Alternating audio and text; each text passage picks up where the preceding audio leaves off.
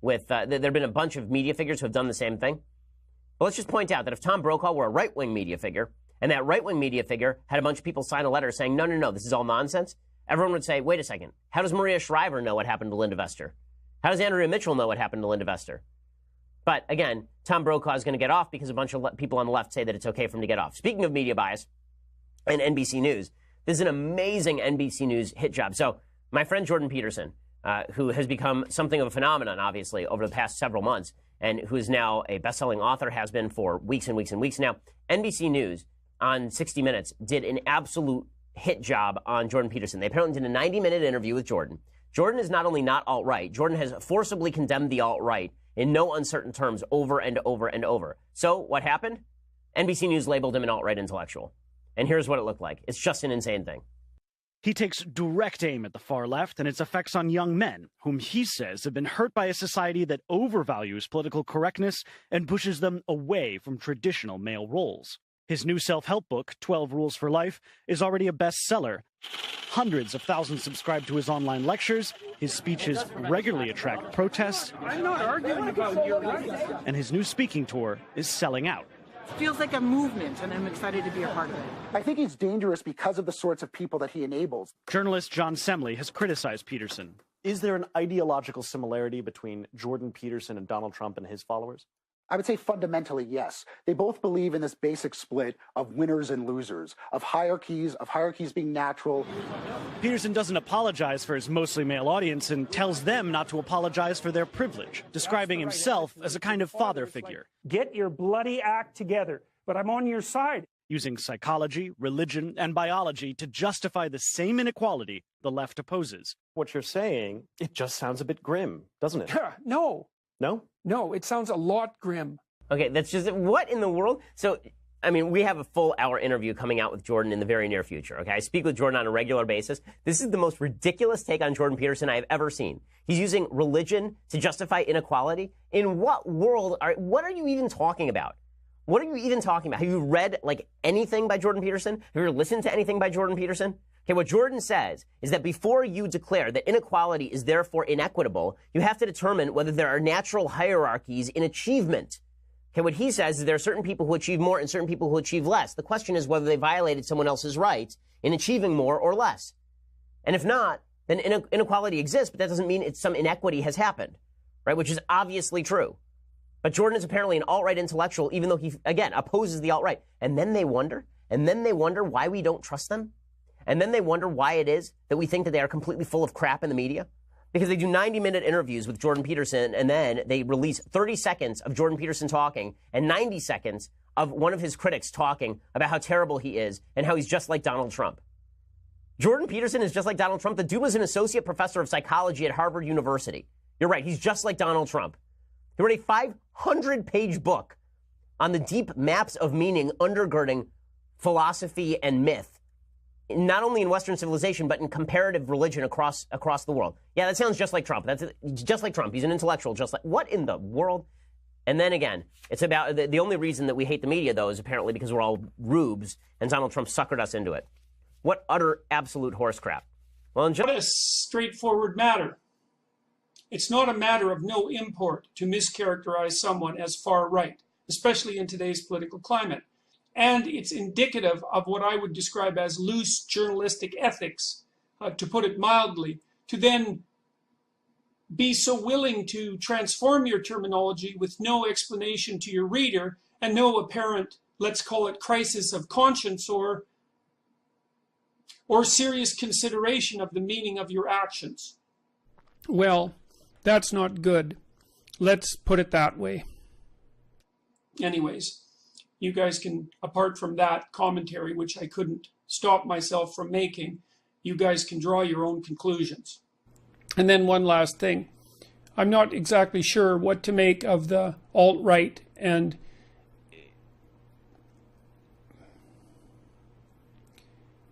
then one last thing. I'm not sure what. And then one last thing. I'm not sure how to understand the alt-right or to characterize it or even to know what to think about its hypothetical existence or my association with it. But I can tell you that I'm not in favor of people banding together in ideological groups, and instead would much rather see people live fundamentally productive and meaningful and honest individual lives, and in that manner be a light unto their neighbors, so to speak, to show the way to live in the world without undue ideological possession and to move forward things productively in that manner. I don't know of any pathway forward through this increasingly polarized political landscape that we find ourselves in that isn't absolutely rife with the possibility of conflict. And if I haven't made that clear so far, I would certainly like to make it clear now. So I would encourage those of you who are considering yourself, say on the alt-right for that matter, as well as on the radical left, to transcend your dangerous and impersonal ideological identification and start to live as true individuals in the world. That's what I think, and I hope that I've been communicating that, and if I haven't, well, I apologize, because that's what I've been trying to do. And women are basically what constitutes gender identity insofar as it's not merely subjective. And one of the things that's happened is that as the Scandinavian countries have equalized their political and sociological landscape, the differences in identity between men and women have got larger, not smaller. Do you understand that? That's a refutation of the social constructionist claim. So what happens is that if you flatten out the landscape so that there are very few socioeconomic differences, say, or sociological differences in the treatment between men and women, what happens is the biological difference maximizes. It maximizes. Do you understand? That means men and women get more different, not more the same. And the thing about women in the audience, bloody hell, you should think about this, because don't you want to pursue the things that you're interested in? And if you pursue the things that you're interested in, because you're interested in different things than men, I'm telling you. And if you look at the interest variation, this has been established technically. If you look at the interest variation, there's almost no overlap between men and women if you sum up the differences in interest and temperament. Okay?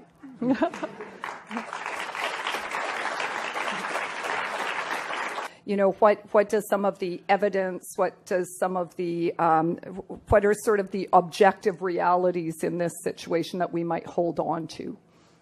Science about causality, about, in essence, sex being linked and producing gender, requires us to move outside of the current realm. All that we have in this realm is quasi-experimentation.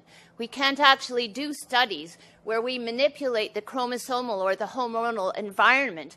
And so since we can't remove sexism and misogyny from the production of gender, we can't actually reach conclusions about what we take to be gender differences. Point 2, pronouns. Let's put pronouns in some kind of context. And I think it's really helpful in going back to what Justice Minister Wilson-Raybould said yesterday following the passing of C-16, and I'll quote, "It's our collective responsibility to recognize and reduce the vulnerability of transgender diverse persons to discrimination, hate crimes, and hate propaganda." And a lot of what we've been hearing here is hate propaganda.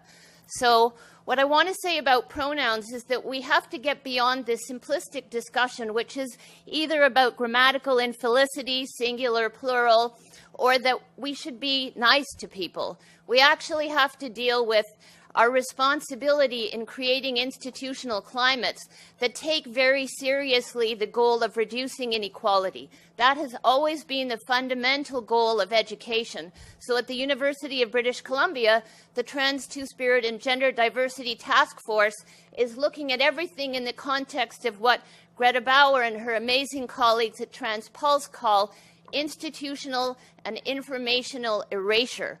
We are looking at housing, student health. How are trans and gender diverse students going to go to student health and get care that is both medically and culturally competent? How should we be organizing student information systems so that people can tell us their names and their pronouns? This is a technical challenge only, and we have to rise to the challenge. Professor Peterson, let's start with you. So this question says, you present your issue with Bill C-16 to be that the infringement of freedom of expression regarding gender pronouns is a problem. Do you hold the same stance with other discriminatory language in the Human Rights Code, such as being able to use racist terms with regard to students? And if you believe that one of these things is a violation but not the other one, why? I'm not sure I read that out all that well, but you get the idea. Okay, well, first of all, I don't think that these issues are the same. I don't think they're the same at all. I mean, I've been thinking about the pronoun thing, you know, because one of the things that people, it put me back on my heels for a while, because the claim was basically, well, it's something like, why doesn't the mean professor just play nice and respect people by using their pronouns? And it took me like 3 weeks to unpack that, because who gets questioned about pronoun use? I don't know why the hell I use the pronouns I use. I use them because they're part of the language. I use he and she because that's what everyone uses. And so then I had to think about, well, why do we in fact use pronouns? And we use them in part for the same reason that we use other categories, and that's to simplify the world for functional purposes, roughly speaking. But then I was thinking, well, is the use of he and she a mark of respect? And the answer to that is, well, no, it's not a mark of respect. It can't be a mark of respect. What you call that doesn't mean I defend it. Well, okay. Not well, yes. Okay. Yes. Well, I mean, I think you talk Observing that something exists is not the same as defending it. How in the world? Well, people attack it, right? What's that? And you don't. People attack it. Attack as inherently attack the hierarchies of society as inherently unjust, right? Well, they're unjust, but they're also useful. Okay, so you say they're useful. Some well, people would disagree look at with it that this proposition. way. Okay, look at it this way.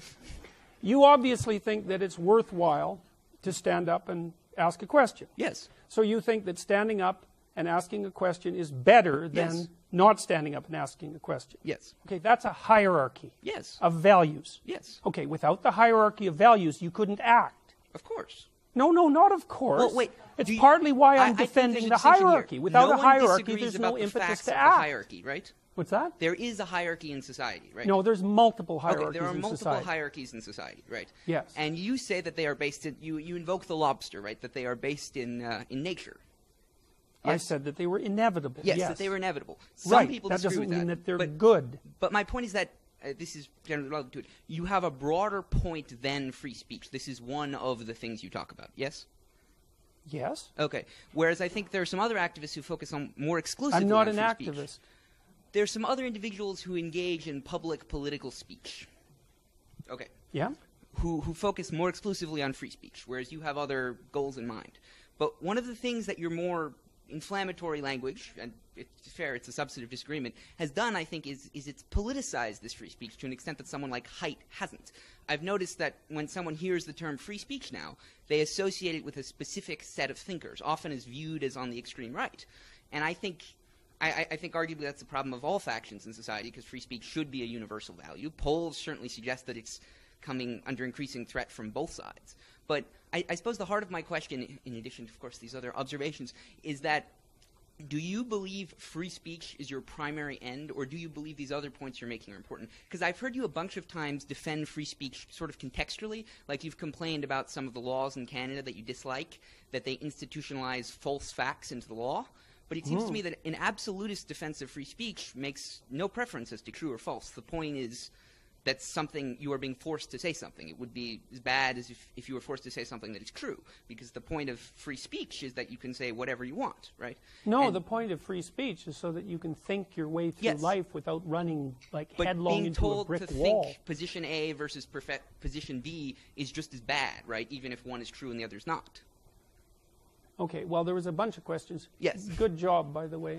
Well, actually, wait, can I just ask one additional addendum? Which is, I think the politicization of free speech is by far the biggest threat to free speech, because this is always No, been the radical leftists are the biggest threat to free speech. So this is disagreement. But I get your point. The professor alluded to in previous questions, the substantive threats to free speech in much of the world, in Europe certainly, I think in the United States as well, from the government have come from the radical right.